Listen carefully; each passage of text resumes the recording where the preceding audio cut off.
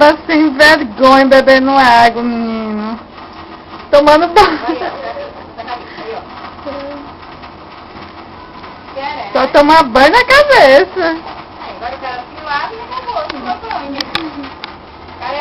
A água é caríssima, né, Snowbell? Cara é francês, né? Não posso tomar banho. Põe na cabeça, bora, Snowbell.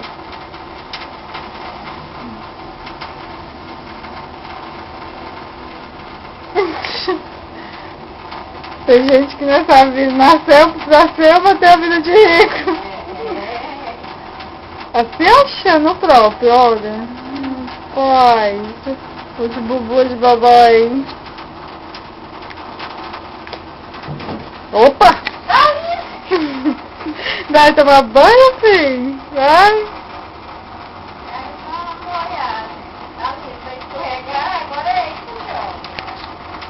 Pronto, né, Isabel? Acabou, né? Brincadeira aí.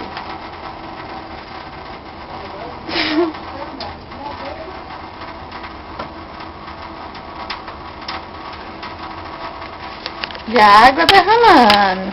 Então, acabou agora. Eu não gostei, mamãe, dessa brincadeira.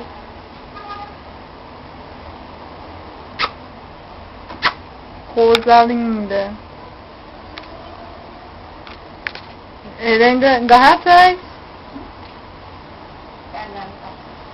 Olha aí, os olhos da lambendo. Maior mentira, você achando que tá com sede. No dia que ele abriu essa torneira, eu sei que ele aprendeu bem a lição. Acabou, Anabel? Acabou, Escobel? Ah, agora sim, papai. Agora eu vou tomar banho. Esse povo que não cego, né, meu filho? Ei, menino. Ei, menino, que tipo foi? Tem carne, né? Agora tu sabe que ele não come carne, não, né?